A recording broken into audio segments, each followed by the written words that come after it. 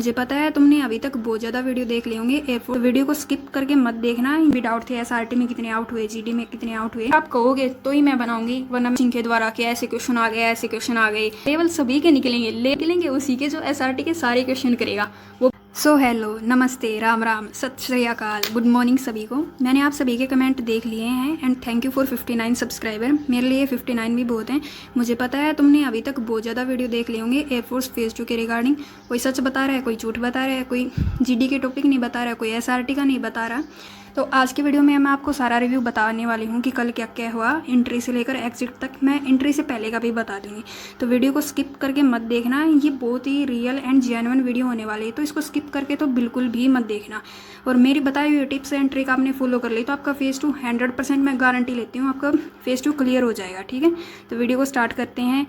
सो आप सभी के जितने भी डाउट थे एसआरटी में कितने आउट हुए, जीडी में कितने आउट हुए, तो ये वीडियो उन सभी टॉपिक एंड डाउट्स की रिगार्डिंग है, तो आपके सारे डाउट क्लियर हो जाएंगे। फिर भी अगर आपका कोई डाउट वीडियो के एंड में रहता है तो कमेंट कर देना। तो चलिए आज की वीडियो स्टार्ट करते हैं। तो चलिए अब बात करते हैं आपको अम्बाला कैंट कैसे पहुंचना है। अगर आपके घर से अम्बाला कैंट का डिस्टेंस 100 किलोमीटर से फालतू है तो आप हरियाणा रोडवेज़ या फिर उससे ट्रेन से जा सकते हैं। और आपको जो होटल की बात कर रहे थे आप, तो रेलवे स्टेशन के पास में भी कुछ धर्मशाला वगैरह हैं, आप वहाँ पे रुक सकते हैं। एंड जो रेलवे स्टेशन जो है आपका, मैं बता देती हूँ, ये आपका रेलवे स्टेशन है, तो इसके सामने जो हाईवे जाता है, हाईवे के सामने यहाँ पर होटल वगैरह या फिर जो भी आपके रेस्टोरेंट वगैरह हैं, तो यहाँ पर बिल्कुल भी मत लेना। क्यों मत लेना? क्योंकि इनका चार्जेस बहुत ज़्यादा हाई है। इनको पता है कि बच्चे फिजिकल देने के लिए आए हुए हैं, तुमसे बहुत ज़्यादा चार्ज करेंगे। एक तो 2000 तक बोल रहा था। ठीक है, तो ये जो गली है इस साइड होटल के यहाँ इसके पीछे भी बहुत ज़्यादा होटल है, ये भी सस्ते सस्ते हैं। आई गेस 500 तक के होंगे। आप यहाँ पर स्टे कर लेना, रात को अच्छे से नींद लेना ताकि कल सुबह अच्छे तरीके से फिजिकल देने चले जाओ। अब आगे की बात करते हैं। आपकी रिपोर्टिंग टाइम है सुबह 5 बजे। आपको पता होगा, आपके एडमिट कार्ड में देख लिया होगा, लेकिन मेरी मानो तो 1 घंटे पहले चले जाना, क्योंकि अच्छे से आपका वेरिफिकेशन बायोमेट्रिक वगैरह हो जाएगी। और वो वहाँ से लाइन तो 3 बजे से लगनी स्टार्ट हो जाती हैं, बच्चे पहले से आ जाते हैं। फिर आपका कहा जाएगा कि फेज़ 1 का एडमिट कार्ड निकाल लो, फेज़ 2 का एडमिट कार्ड निकाल लो एंड आपका आधार कार्ड निकाल लो। और जो कंसेंट फॉर्म और टैटू फॉर्म है वो खुद इंस्ट्रक्शन दे देंगे कि आप अपने फॉर्म में जो कंसेंट फॉर्म है, टैटू फॉर्म, दोनों फिल कर लो। आप वहाँ पे जाके फिल कर लेना, वो आपको खुद इंस्ट्रक्शन दे देंगे एएससी के गेट के बाहर। और जो कंसेंट फॉर्म है, जो भी बच्चा 18 साल से कम है तो वो अपने पेरेंट्स के साइन करवाएगा, जो 18 प्लस है वो खुद की साइन कर लेगा। अगर कोई 18 से कम का है और उसके पेरेंट्स वहाँ पर मौजूद नहीं है तो अपनी साइन खुद कर लेना, मैं बता रही हूँ। ठीक है, ये बात किसी को पता नहीं चलनी चाहिए, लेकिन साइन खुद कर लेना, इतना पैनिक मत कर लेना। जैसे आप गेट के अंदर एंट्री करोगे, पहले तो आपके एडमिट कार्ड से आपसे क्वेश्चन पूछेंगे कि आपकी जीमेल आईडी क्या है। तो जिसको अपनी जीमेल आईडी नहीं पता वो एक बार देख के चले जाना। नाम तो आपको सभी को पता होगा, कोई किसी का फिजिकल नहीं देने आया हुआ है यहाँ पे। तो फिर वहाँ पे आप जैसे ये जो एएससी का गेट है, यहाँ पे आप एंट्री करोगे, ये एंट्री गेट है, तो यहाँ पे थोड़ी से आगे एक रस्सी लगा रखी है। आप लोगों को पता है वो रस्सी क्यों लगा रखी है? वो हाइट के लिए लगा रखी है। वो सबको कहते हैं इसके नीचे से आओ। मुझे तो पता चल गया था क्योंकि मेरी हाइट जो है वो रस्सी से बहुत ज़्यादा ऊपर थी, क्योंकि इसमें शायद 152 सेंटीमीटर मांगते हैं, 5 फुट ही होगा ये, और मेरी हाइट इससे ज़्यादा है। तो वो ये देख रहे थे कि भाई हाइट वहाँ आउट भी कर रहे हैं। भोपाल में लड़कियाँ आउट भी हुई हैं हाइट के कारण, तो वो वहाँ पर हाइट मेजर कर रहे हैं। उसके बाद में आपको ले जाया नहीं जाएगा, आपको खुद जाना होगा। वहाँ पे आपका होगा बायोमेट्रिक। ऐसे 1 एएससी अम्बाला की बताऊँ तो मैं, जैसे कि ये 1 एएससी अम्बाला आपका, और ये यहाँ पे आपका एंट्री गेट है। तो एंट्री गेट से थोड़ा ही चल के यहाँ पे 3 कंप्यूटर ऐसे लगे हुए हैं। यहाँ पे आपकी लाइन बनती है, जो भी गर्ल्स या बॉयज़ वगैरह आते हैं, आपके यहाँ पे बायोमेट्रिक होते हैं। आपकी लाइव फ़ोटो ली जाएगी, आपका बायोमेट्रिक किया जाएगा, वेरिफिकेशन किया जाएगा, आपकी अटेंडेंस चढ़ाई जाएगी कि भाई आप प्रेजेंट हो इसकी। ठीक है, फिर उसके बाद में यहाँ पे आपको चेस्ट नंबर जो आपका एडमिट कार्ड में है वो आपको चेस्ट नंबर पहन लेना है। और चेस्ट नंबर पहनते टाइम एक बात ध्यान रखना, उसको अच्छे से पहन लेना, क्योंकि आप कंफर्टेबल होनी चाहिए। कई लड़कियों का यहाँ ऊपर गले तक आ रहा था, रनिंग कर रही थी तब उनको दिक्कत आ रही थी, तो उसको थोड़ा नीचे अच्छे तरीके से बांध लेना ताकि वो खुले नहीं रनिंग के टाइम। ये हो गया आपका क्या, चेस्ट नंबर लेना है। फिर इसके बाद में 1 एएससी अम्बाला में ऐसे होल है पीछे की साइड, उसमें तो आपके बैग रखवाए जाएंगे। तो यहाँ पे लाइन चेस्ट नंबर वाइज आपकी लाइन बनवा लेते हैं। चेस्ट नंबर 1 से लेकर जितने भी रिपोर्टिंग है, अप्रोक्स 300 के अप्रोक्स रिपोर्टिंग होती है हर एएससी में। तो बीच में बच्चे अपसेंट भी होते हैं, तो ऐसे आपकी लाइन बनवा ली जाती है। आपको कुछ डॉक्यूमेंट कहा जाता है कि भाई ये अपने डॉक्यूमेंट निकाल लो कि 10th की मार्कशीट की फ़ोटो हो सकती है, इतना तो मेरे को याद नहीं है, वो खुद बता देंगे। जिसकी फ़ोटोकॉपी वो निकालने को कहें वो निकाल लेना, अपने मोबाइल नंबर लिखने को कहेंगे वो लिख देना, और जो भी सेल्फ अटेस्टेड करने को कहे तो भी लिख लेना। जिसने एक्स और वाई ग्रुप से बोथ से अप्लाई किया है उसके रोल नंबर शायद वो कहते हैं ना एक रोल नंबर फिल करना है, तो वो खुद बता देंगे कि एक्स ग्रुप का फिल करना है या फिर दोनों का फिल करना है, ठीक है। उसके बाद आपको ले जाया जाता है रनिंग। ASM वाला कैंट है, इसका रनिंग का जो ट्रैक है वो ASC से दूर है, आगे है, मतलब जाके 2 किलोमीटर के अप्रोक्स होगा, 1.5-2 होगा, इतना मुझे ध्यान नहीं है। तो ये आपका ASC है, तो यहाँ से आपको ऐसे ऐसे करके ले जाया जाएगा रनिंग ट्रैक पे। यहाँ पे रनिंग ट्रैक है, रोड है, बहुत ही अच्छा रोड है, नंगे पैर भी दौड़ कर सकते हो, जूते पहन के भी कर सकते हो, लेकिन रोड पर जूते पहन के रनिंग करना अच्छा माना गया है। क्या पता कोई नीचे हो तुम्हारे पैर में चल जाए तो वो दिक्कत हो जाएगी, इससे आपको रनिंग करनी है। बैच कितने के बनाए गए हैं, सब ASC पर डिफ़र करता है, जितने बच्चे प्रेजेंट होंगे उसके हिसाब से वो बैच बनाते हैं। मोस्टली रनिंग के 3 ही बैच बनते हैं, इतने ही बनते हैं, किसी ASC पर फालतू भी बन जाते हैं। और एक बैच में 50 से लेकर 70 तक लड़कियां होती हैं, किसी ASC पर 50 थी, किसी में 60 थी, किसी में 70 थी। तो जितनी गर्ल्स ने रिपोर्ट किया है या फिर जितने बॉयज़ रिपोर्ट करेंगे उसके हिसाब से आपका बैच बन जाएगा। तो आपकी रनिंग आई गेस 6 बजे के बाद ही हुई थी, क्योंकि मैंने टाइमिंग वहाँ पे देखा नहीं था। 6 के बाद ही आपकी रनिंग स्टार्ट हुई होगी फर्स्ट बैच की, क्योंकि सेकंड बैच की जब लड़कियां वहाँ पहुँची, मतलब जब वो रेडी हो गई थी रनिंग करने के लिए, तब फर्स्ट बैच अपनी फिनिशिंग लाइन के पास था। और जो लास्ट 8:30 तक हो जाती है आपकी रनिंग, क्योंकि अब गर्मी भी ज़्यादा होने लगी और वो भी जल्दी काम करवाते हैं, तो आपकी पहले हो जाएगी। फिर आपका वार्म अप करवाया जाएगा। पहले बता दूँ, रनिंग जब होगी उससे पहले आपके जो PTI सर हैं 1 ASM वाला पर जो एयरफोर्स स्कूल है आपका, यहाँ इसके आगे जगह खाली है, फिर यहाँ पे रोड है, एंड फिर यहाँ से आपकी रनिंग स्टार्ट होगी इस साइड। तो यहाँ पे आपके PTI सर हैं, वो आपको वार्म अप वगैरह करवाएंगे, कुछ एक्सरसाइज वगैरह करवाएंगे। और हाँ, एक प्रो टिप ये मैं भूल जाती, मैं याद आ गया, जब अगर आपको रनिंग करते टाइम ग्रुप में आगे आना है तो आपको बस में आगे बैठना होगा। बस से जैसे ही उतरेंगे तो आप सबसे पहले उतर कर यहाँ आगे खड़े हो जाना, वार्म अप होगा तब। फिर वो यहाँ से ही लाइन ले जाने को कहेंगे, कोई बात नहीं, अगर आप यहाँ से मत कहें यहाँ से कहें तो भी आपको जब इस साइड ये जो वाइट कलर की लाइन है वहाँ रोड पर, आपको उसके पास खड़ा होना है, क्योंकि ये पूरे बच्चे यहाँ ऐसे ऐसे लाइन, एक बार ये ज़्यादा हो गया, मैं दोबारा से बताती हूँ। तो ये बच्चे, मान लीजिए ये आपकी लाइन है वाइट वाली जहाँ से आपकी रनिंग स्टार्ट होगी, तो बच्चों के ऐसी लाइन बनवा देते हैं वो, उनको कभी कहेंगे लेफ़्ट मुड़ो, कभी कहेंगे राइट मुड़ो, ऐसे ऐसे करके। तो आपको यहाँ पे खड़ा होना है, और ये जब तक ये लास्ट बच्चा इस लाइन को क्रॉस नहीं करता तब तक आपका टाइमिंग शुरू नहीं होगा। जैसे आपको पता है इसमें RFID वगैरह का कुछ सिस्टम नहीं है, इसमें मैनुअली टाइम क्लॉक से कैलकुलेट होता है। आगे आपके चलेगी एयरफोर्स के 2 ऑफिसर होंगे या एयरमैन, वो तो मुझे नहीं पता उनकी रैंक क्या है, वो कैमरा लेके आपकी वीडियो बनाएंगे जब आपकी रनिंग स्टार्ट हो गया। आगे वो चलेंगे बाइक पर, पीछे चलेगी आपकी एम्बुलेंस। अगर किसी को कंफर्टेबल या फिर किसी को लग रहा है नहीं दौड़ा जाएगा तो आप उसमें बैठ सकते हो, ये कोई शर्म की बात नहीं है, क्योंकि जिसने प्रैक्टिस की है वो क्लियर कर लेगा, जिसने नहीं किया है वो भी अगर कोशिश करे तो हो सकती है। लेकिन अब 1-2 दिन में जो रनिंग में तो ऐसा कुछ खास इम्प्रूवमेंट नहीं होगा अगर आपकी टाइमिंग हाँ, एक बात और मैं भूल गई, मैं ये सारी बातें भूल जाती हूँ, मैंने लिखी ही नहीं। तो एक बात ये है कि आप किसी से अपनी टाइमिंग मत पूछना। अब लड़कियां दूसरी लड़कियों से टाइमिंग पूछती हैं, कोई कहेगी मेरी 7 आती है, जबकि जिस लड़की ने पूछी उसकी खुद की 8:30 आ रही है, तो वो तो डीमोटिवेट हो जाएगी। ऐसी बॉयज़ किसी से पूछेंगे वो तो कह देंगे मैं तो 5:30 से डाउन में मारता हूँ, वो आर्मी की तैयारी की हुई है, वो मारेंगे 5:30 से डाउन। तुमको उनकी बातों को दिल पे मत लेना, पूछना ही नहीं है तुम्हें, खुद के अंदर मोटिवेट रहना है कि भाई मेरी टाइमिंग इतनी आती थी। अगर आपके 8 मिनट तक आ रही हैं, वो आपके 7 मिनट तक आराम से आ जाएगी। वहाँ पे इतने बच्चे दौड़ेंगे साथ में तो कॉन्फिडेंस अपने आप बूस्ट हो जाएगा। तो और रनिंग स्टार्ट होने से पहले अपने शूज़ लेसेस दोबारा अच्छे से बांध लेना। और प्रो रनिंग टिप ये है, प्री रनिंग टिप है, मतलब पहले की, आपको हाइड्रेटेड रहना है। आप एक डेयरी मिल्क जो आती है छोटे वाली 10 रुपये वाली, वो उसके 1-2 पीस खा लेना रनिंग से पहले, ठीक है, ज़्यादा मत लेना, उससे आपका गला नहीं सूखेगा। अगर आपने ये पहले यूज़ किया हुआ है तो इसको यूज़ करना, मतलब डेयरी मिल्क को, वरना रहने देना, क्या पता किसी को कोई दिक्कत हो जाए, फिर आप आपके कमेंट में मुझे कहोगे कि आपने दीदी ये बताया था। तो रनिंग का तो ये मैं बता रही हूँ, अब रनिंग का ट्रैक का बता देती हूँ। सभी ASC का डिफरेंट है, आप अपने ASC की वीडियो देख सकते हो। मैंने 1 ASC अम्बाला की बना रखी है, तो जिसका भी 1 ASC अम्बाला में है तो वो उस वीडियो को देख सकता है। ये वीडियो थोड़ी सी लंबी होने वाली है, तो प्लीज़ इसको लास्ट तक देखना। तो ऐसे ऐसे ऐसे आपका रनिंग ट्रैक है, रनिंग हो जाएगी आपकी, आराम से क्लियर कर लोगे। जो मैंने पहले वाली वीडियो बना रखी है वो देख लेना।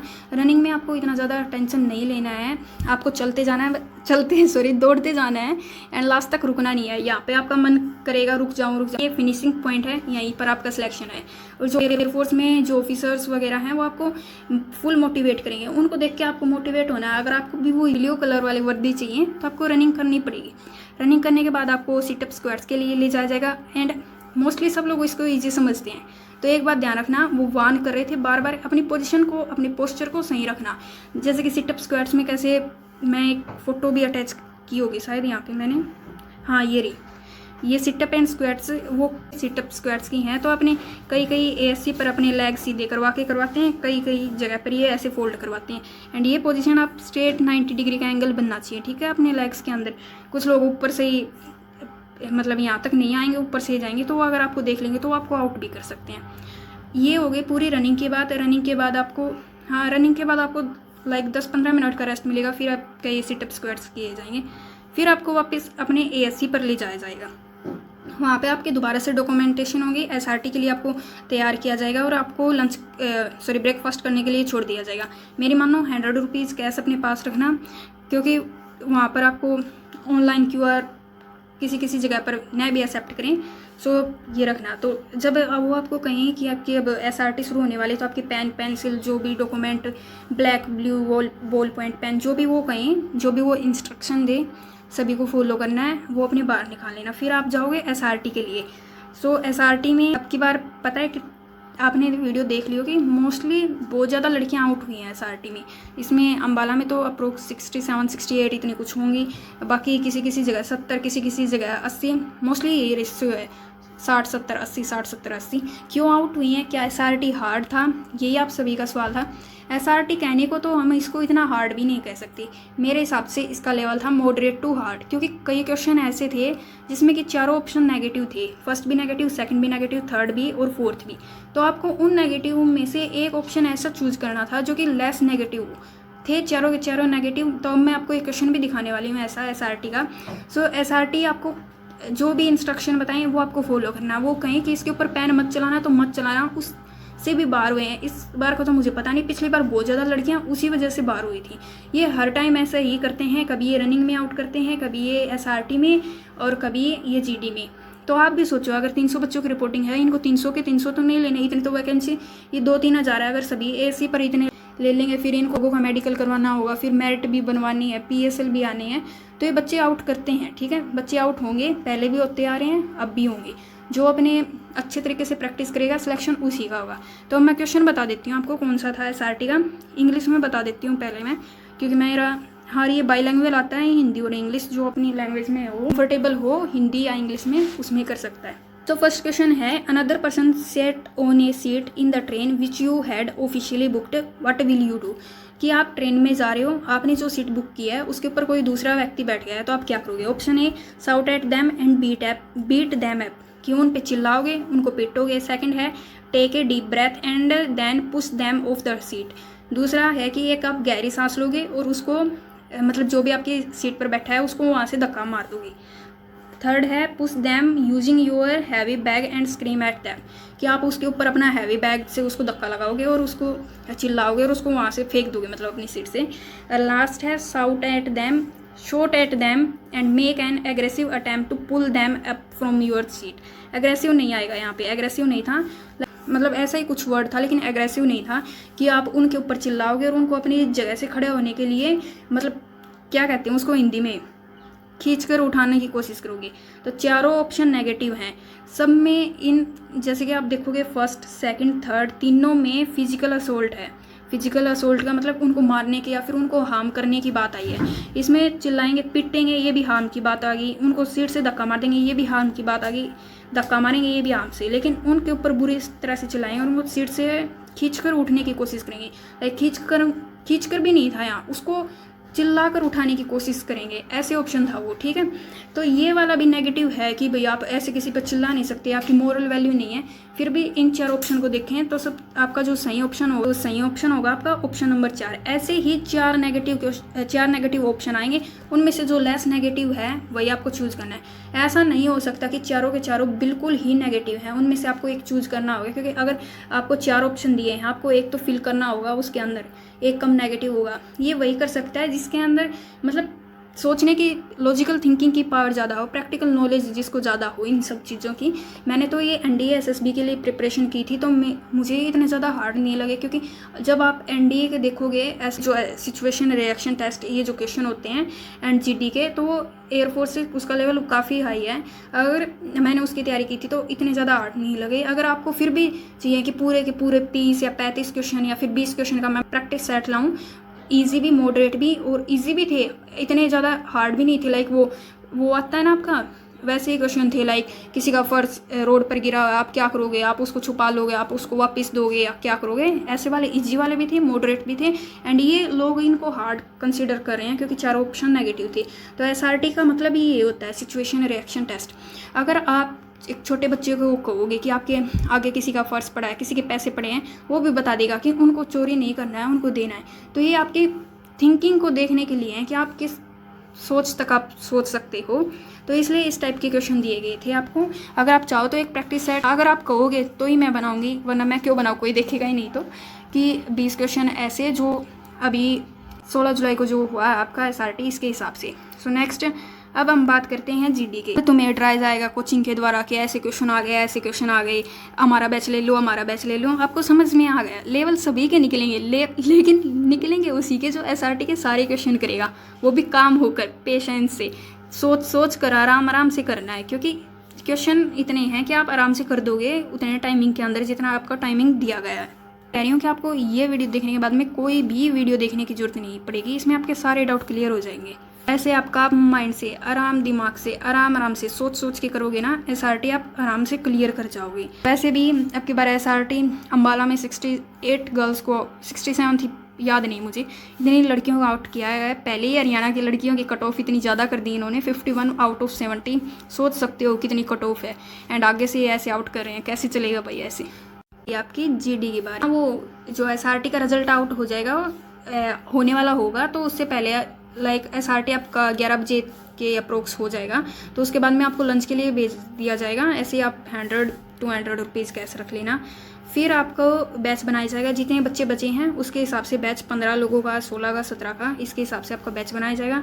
तो सबसे पहले आपकी मतलब ऑडियो क्लिप होगी, उससे पहले आपको जो भी कहेंगे फेयर शीट, रफ शीट, वो दे दी जाएगी। एंड हाँ, रफ शीट बताऊँ कैसे होगी आपकी। ये फेयर शीट जितना आपको लिखना है, ये आपका मान लो A4 पेज है, ये मान लो आपका A4 पेज है, ठीक है। इसमें इतनी जगह ऊपर आपका, नीचे तो साइन, सिग्नेचर, डेट वगैरह होंगे, ऊपर होगी डेट वगैरह और जो नाम वगैरह है, तो इतनी ही जगह मिलेगी आपको लिखने के लिए। आप समझ रहे हो, A4 पेज होता है। A4 जो आपका रफ नोटबुक जिसमें आप मैथ के क्वेश्चन प्रैक्टिस करते हो या फिर कोई भी प्रैक्टिस करते हो, तो उसका अप्रोक्स देख लेना, ऊपर कुछ मार्जिन छोड़ देना एंड नीचे कुछ मार्जिन छोड़ देना। लाइक 7-8 लाइन ऊपर छोड़ देना, 7-8 लाइन नीचे, तो इतनी ही जगह मिलेगी आपको लिखने के लिए। आपको कैसे लिखना है, सबसे पहले इंट्रो लिखना है, फिर मेन बॉडी लिखनी है, उसमें पॉइंट बना के लिखना है, ठीक है। देन कंक्लूजन लिखना है। मोस्टली कोई भी टॉपिक हो, अगर आपको ये पॉइंट बनाने आते हैं तो आप आराम से जीडी क्लियर कर ले जाओगे। अगर आपको कुछ भी उस टॉपिक के बारे में नहीं पता तो भी मैं बताऊंगी आपको कैसे क्लियर करना है जीडी, ठीक है। तो आपको पहले 3 मिनट की क्लिप चलेगी, लेकिन नहीं सुननी पड़ेगी आपको वो ध्यान से, ठीक है। फिर उसके ऊपर फोकस करना आपको, की पॉइंट जो वो उनको अपने रफ नोटबुक कह रही हूँ, और जो अपने रफ पेज आपको मिलेगा उसके ऊपर लिखना है उनको, जो भी मतलब की पॉइंट वगैरह हैं। फिर उसको देख के आपको फेयर शीट पे लिखना है, आपको टाइमिंग दिया जाएगा। फिर 1 मिनट का सबको कहा जाएगा भी अपने आप को इंट्रोड्यूस करो, वो बता देंगे आपको, अपना नेम बोलना है, आपकी क्वालिफिकेशन बोलना है, आपका प्लेस बोलना है, वो खुद बता देंगे कि आप इन टॉपिक पर बोलो। अगर वो नहीं बोलेंगे तो आपने जो इंट्रो तैयार कर रखा है वही बोलना है। फिर आपको टॉपिक का नाम बताना है एंड टॉपिक के बारे में 1-2 लाइन बोलनी है। ऐसे ही जो सर्कुलर में बैठे होंगे 15, फर्स्ट, सेकंड, थर्ड, ऐसे सभी का नंबर आने के बाद में जब लास्ट बच्चा बोले, अपने आप को इतना एक्टिव रखना, माइंड से एक्टिव रहना, ठीक है, मेंटली एक्टिव रहना, उसी मोमेंट में, उसी पॉइंट पे जीडी के अंदर रहना, किसी और चीज़ के बारे में नहीं सोचना है। वो जब लास्ट बंदा, लाइक 15 बच्चे हैं मान लो, ये 15 वाला बोलेगा, तो जिसको भी आप इनमें से कोई भी हो सकते हो। आपको ये है कि आपको इनिशिएट करना है। जो इनिशिएट किएगा, क्योंकि आपको पता है first impression is the last impression, जो इनिशिएट किएगा उसके ज़्यादा चांसेस हैं कि वो जीडी में आउट नहीं होगा। तो आपको इनिशिएट करना है, आपको उस टॉपिक के बारे में बोलना है 3-4 लाइन, और लोग भी बोलेंगे, आपको काटने की कोशिश करेंगे, लेकिन आपको रुकना नहीं है। अपनी वॉल्यूम थोड़ी सी हाई रखना, स्पीड अपनी जैसे आप बोलते हो वैसे बोलते रहना, रुकना नहीं है, ठीक है। 3-4 बार बोल लेना, फिर आप किसी को बोलने नहीं देना, फिर थोड़ी देर बाद में फिर पार्टिसिपेट करना, फिर थोड़ी देर रुक जाना, फिर पार्टिसिपेट करना। ज़्यादा बार मत करना, 3 बार कर लेना। अगर आप ज़्यादा बार करोगे तो वो आपको डांट भी देंगे, कहेंगे कि आपने ज़्यादा बार बोल लिया है। अब उसकी बारी आ जाती है जिसको जीडी के टॉपिक के बारे में कुछ नहीं पता। जिसको नहीं पता तो वो सभी का इंट्रो सुनेगा, ठीक है, सभी के इंट्रो सुनेगा, वो टॉपिक का नाम बताएंगे, दूसरे बोलेंगे, उनके पॉइंट आपको कॉपी करने हैं, copy same as it is नहीं। लाइक वो बताएंगे कि वोमेन एम्पावरमेंट, लाइक एक टॉपिक है, इसमें मैं बता रही हूँ, कोई ये बोलेगा women empowerment is very important for our this society. तो आपको क्या कहना है, आपको उसी पॉइंट को, आपको समझ में तो आ गया एक कहना क्या चाहता है, तो आपको उस पॉइंट को अपनी लैंग्वेज में कैसे बोलना है, लाइक ऐसे बोलना है आपको, women empowerment plays a significant role in today's society. तो ऐसे वो सेम बात तो सेम है, लेकिन आप जब ऐसे बोलोगे, थोड़ा बड़ा सेंटेंस, बड़े ये वर्ड यूज़ करोगे, बड़े तो नहीं है, इजी ही हैं, तो आपका एक अलग से इंप्रेशन बनेगा। ऐसे ही आपको मैं बता देती हूँ, टॉपिक आप पूछ रहे थे तो चलो टॉपिक भी बता देती हूँ मैं सारे एएससी के। आर्टिफिशियल इंटेलिजेंस जो कि एआई है, आप जो अब यूज़ करते हैं बहुत ज़्यादा कामों में, लाइक कोई बनाना हो, कोई पीपीडीटी बनानी हो, उसके लिए women empowerment, effect of drugs, internet and ये social media, pros and cons था शायद, पता नहीं ऐसा कुछ था। तो आर्टिफिशियल इंटेलिजेंस में मैं बता देती हूँ, आपको इंट्रोडक्शन देना है कि एक नई टेक्नोलॉजी है, इससे बहुत ज़्यादा लोगों की हेल्प होती है। आपको जैसे ये लाइन ज़रूर बोलनी है, जैसे कि every coin has 2 faces same as artificial intelligence है बोथ प्रोज एंड कॉन्स। मतलब आर्टिफिशियल जो इंटेलिजेंस है एआई, इसके मतलब एडवांटेज भी हैं, डिसएडवांटेज भी हैं। एडवांटेज ये कहोगे कि आप ये काम जल्दी कर देता है, ज़्यादा लोगों की ज़रूरत नहीं पड़ती, इतना एम्प्लॉयमेंट नहीं देना पड़ता जो भी कंपनी का ओनर है। और इसके जो कॉन्स हैं, लाइक आपको ये कहना है डिसएडवांटेज की, इसमें मैन पावर की कमी हो जाती है, एम्प्लॉयमेंट बढ़ जाता है, क्योंकि ज़्यादा लोगों की ये नौकरी ले रहा है तो लोगों को अनएम्प्लॉयमेंट फेस करनी पड़ेगी। और ये 100% एक्यूरेट नहीं होता है एआई, आपको पता है, तो ये मिस्टेक कर सकता है। तो आपको ऐसे बोलना है, ठीक है, वहाँ पर घबराना नहीं है, अटक अटक कर मत बोलना। अगर आपको बीच में कोई सेंटेंस नहीं आए, लाइक ऐसे मत करना, ठीक है, आपको नहीं आए तो एकदम चुप होके फिर आपको जब माइंड में क्लिक करे तो तब बोल देना, ठीक है। एंड आपको 3 बार पार्टिसिपेट करना है, 10 मिनट का आपका जीडी का सेशन होगा, आपको पता है। एंड अब और बात करते हैं, ये मैंने बता दिया कि अगर आपको टॉपिक के बारे में नहीं पता, दूसरों की सुनना, उनके point same as it is copy मत करना, बट उनके अगर 15 लोग भी बोलेंगे, वो 3-3 पॉइंट भी बोलेंगे, 45 पॉइंट हो गए। क्या अगर आपको कोई एक टॉपिक के 10 पॉइंट भी दे देगा तो आप उस टॉपिक के बारे में और नहीं लिख सकते? क्या लिख सकते हो आराम से। फिर लास्ट में आपका जीडी का रिजल्ट आ जाएगा, जो क्वालिफाई हो जाएगा उसका पूरा क्वालिफाई हो जाएगा। फिर आपको मेडिकल के लिए वो आपका मेडिकल वाला एडमिट कार्ड दे दिया जाएगा। एंड अगर किसी भी बच्चे के अब जो एग्ज़ाम दिया है इसमें 1 नंबर कट ऑफ से 0.1, 0.2, 1, 2, 3 इतने नंबर फालतू हैं, तो अपने अगले इनटेक की प्रिपरेशन स्टार्ट कर दो। मैं ये नहीं कह रही कि तुम फेज़ 2 देने मत जाना, फेज़ 2 देने जाना, लेकिन फॉर ए सेफर साइड आपको आगे के इनटेक की प्रिपरेशन जरूर स्टार्ट कर देनी चाहिए। क्या हमको नहीं पता कि कट ऑफ कितनी चली जाएगी। अब की बार गर्ल्स की आप देख सकते हो हरियाणा में कितनी गई है, जितनी तो कभी गई नहीं, पहले भी नहीं गई। इतने में तो नॉर्थ ईस्ट के पता नहीं 4-5 बच्चे पास हो जाएं, वो तो खैर अलग बात है। आपको अगर जानना है तो मेरे आपकी बार 52 मार्क्स थे एक्स ग्रुप में। अगर आपको जानना है कि एक्स ग्रुप का एग्ज़ाम कैसे क्वालिफाई करें, नेक्स्ट इनटेक का स्कोर कैसे इंक्रीज़ करें, या फिर आपको कोई भी डाउट हो फेज़ 1 फेज़ 2 के रिगार्डिंग, SRT GD क्वेश्चन कुछ भी डाउट हो तो आप कमेंट कर सकते हो, मैं आपके सारे कमेंट के रिप्लाई करूँगी। सो ये वीडियो आपको पास मिल जाएगा, क्योंकि इसमें एडिटिंग भी करनी होती है और मैं कल आई हूँ जर्नी से, तो एग्जॉस्टेड भी मैं बहुत ज़्यादा फील कर रही हूँ, लेकिन फिर भी मैंने ये वीडियो शूट की है। ये बहुत ही रियल एंड जेन्युइन वीडियो होने वाली है। एंड ऐसी वीडियो मैंने देखा था YT पर बहुत ज़्यादा, कोई GD के टॉपिक नहीं बता रहा, कोई SRT के नहीं बता रहा कि क्वेश्चन कैसे थे, तो मैंने आपके सारे डाउट क्लियर कर दिए हैं। अगर फिर भी आपका कोई डाउट रहता है तो कमेंट कर देना, मैं उसका भी रिप्लाई कर दूँगी। थैंक यू, जय Hind, best of luck. And हाँ, जो आपका फिजिकल होगा उससे 1 दिन पहले रेस्ट आराम से कर लेना, पैनिक मत करना, किसी भी चीज़ का घबराना नहीं है, सिलेक्शन तुम्हारा ही होगा, बस खुद के ऊपर विश्वास रखना। Thank you.